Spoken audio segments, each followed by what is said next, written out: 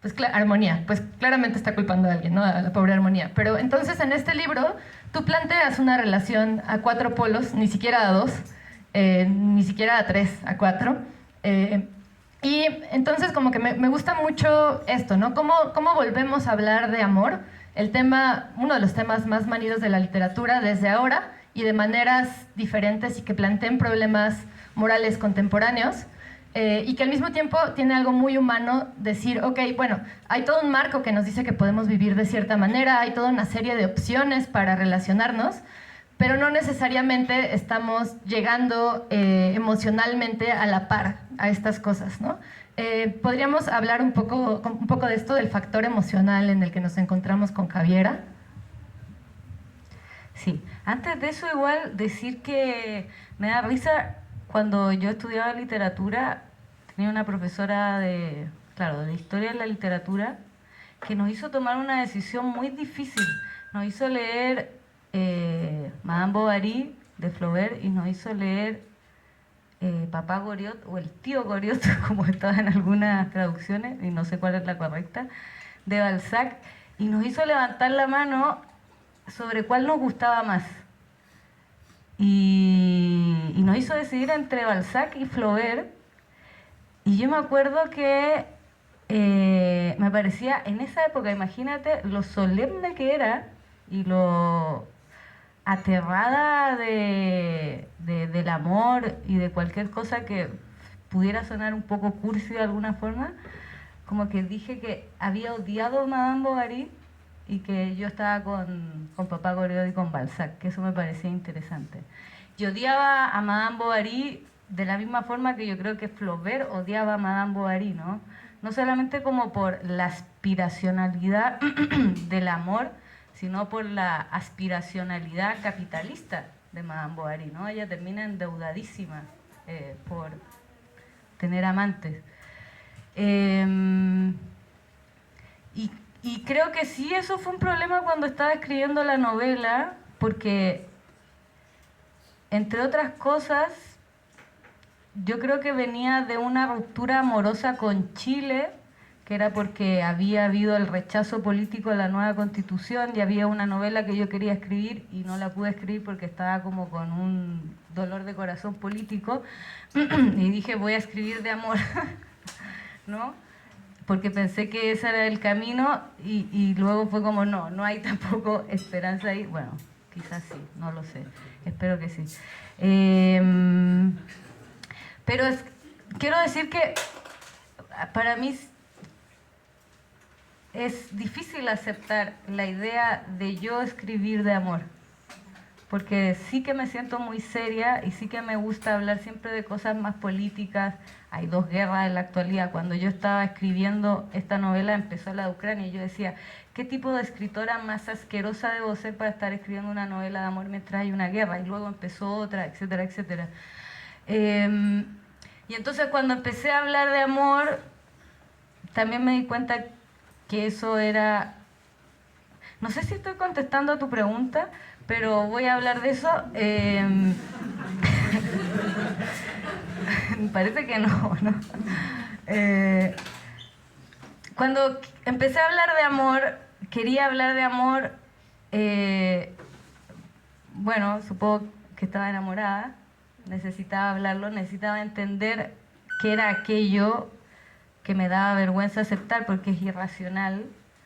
Y también entendía que el amor romántico había sido una forma de subyugación, como tú bien dices en tu libro, cuando me supe que nunca había...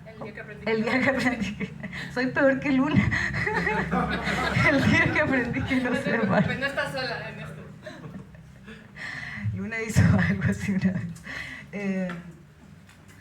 Y me acuerdo que eso estaba en el aire, ¿no? Como terminar con El fin del amor, el ensayo de Vivian, el apellido, ¿cómo se dice? Gornick, de Tamara Tenenbaum. Había muchos libros que hablaban del fin del amor y eso era importante porque el amor romántico, y lo sabemos, era una forma de subyugar a la mujer patriarcalmente, ¿no?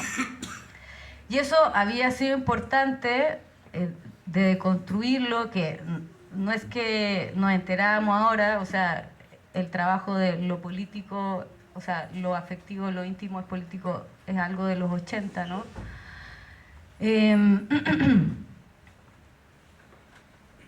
Y eso fue importante como para muchas generaciones de mujeres, desde cosas terribles como la violencia machista hasta cosas prácticas como, no sé, a los 20 años, yo tenía 20 años y ningún hombre me preguntaba si había tenido un orgasmo. Luego vino una ola feminista y luego los hombres te preguntaban si habían tenido un orgasmo. Entonces era un cambio, ¿no? Como efectivo en la realidad. Entonces a mí me interesaba como hablar en ese sentido del amor y lo importante que había sido entender políticamente que el amor era una construcción ideológica capitalista y al mismo tiempo cómo es algo irracional que no podemos dominar, ¿no? Cómo aún así es misterioso, cómo aún así, no sé, como es parte, es algo que no puedes transformar en un discurso, es algo que no puedes racionalizar, es algo que no puedes, que te arrasa simplemente. Y entonces como, para mí porque me gusta Sófocles y creo en eso, creo en que hay cosas que dominan al ser humano y que no pueden transformarse en discurso. Y eso puede ser malo y puede ser bueno, ¿no? Como que tiene ese doble como componente. No sabía que estaba pensando eso cuando escribía la novela, pero supongo que son cosas que me atraviesan porque amo a Sófocles y negué a Madame Bovary y ahora solo tengo como que abrazarla, ¿no? Y decir que es culpa de la fatalidad o algo así. Bueno, ahora que mencionas a Madame Bovary de nuevo, creo que algo que, no sé, yo no sé si Flaubert odiaba o no a Madame Bovary, pero lo que sí sé es que Flaubert comprendía mucho a Madame Bovary. Madame Bovary es un ojo, ¿no? Ajá, sí, soy yo. Y se nota que hay algo ahí de esa compenetración con el personaje y de crear una empatía desde la escritura, ¿no? Ya no así, quién sabe, quien la lea, ya no puedes crear una empatía, no puedes forzar la empatía en un lector, en una lectora, pero sí se nota cuando hay un personaje que está escrito desde el conocimiento de sus partes, ¿no? No solamente desde crear una cosa como un personaje que sea más discurso que personaje, ahora lo que decías. Y este personaje, Javiera, tiene la capacidad de sorprendernos en parte porque tiene una vida, o sea, vive y va de acuerdo a decisiones que yo lo puse cuando leí el libro. Es como, yo decía, Javiera, no hagas eso, no seas tonta, para, o sea, ya, déjalo.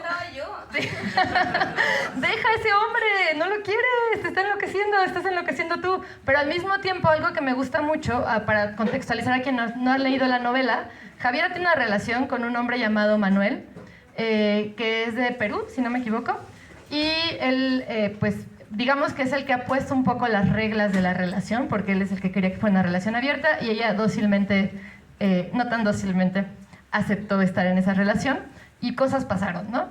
Como que hay una tercera persona que se llama Laura, había otra llamada Armonía, que como leí hace un momento en algún punto de la novela, tiene a bien morir. No quería morir, pero murió.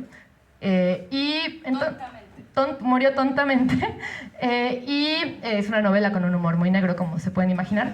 Y entonces Javier está en esta situación en la que está en una relación en la que quiere y no quiere estar. Que quién no ha estado ahí, ¿no? ¿Quién no ha estado en una relación en la que, ay, qué ganas tienes de estar, pero no quieres estar, pero ahí sigues? Y es muy desesperante. Es desesperante para ti estar en eso. Probablemente es mucho más desesperante para la gente a tu alrededor, que desesperadamente intenta sacarte de esa relación, pero pues nadie puede sacarte más que tú misma. Y Javiera tiene un poco esa cualidad, ¿no? Tú estás leyendo la novela y estás diciendo, oh, yo no actuaría así. Y luego te preguntas, ¿no? Ay, por favor, no actúes de esta manera. Y ves a Javiera ir directo al despeñadero, pero de maneras muy originales. Eso sí, hay que darle un punto por eso, porque no va al despeñadero, pero de maneras que no esperarías que fuera. Y bueno, ahora que dices que un poco para ti fue importante crear este personaje bajo un poco el ritmo de lo que ibas escribiendo, pues me gustaría saber cómo te sientes tú con respecto a tu personaje. ¿Qué tanto así vamos a dejar la pregunta más abierta, nada más para que divaguemos un poco. ¿Cómo me siento yo con respecto a qué? A tu personaje. ¿Es tu amiga? Es mi amiga, es mi enemiga. Javiera es muy...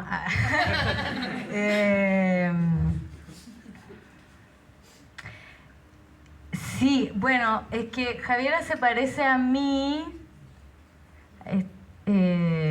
Bueno, es chilena.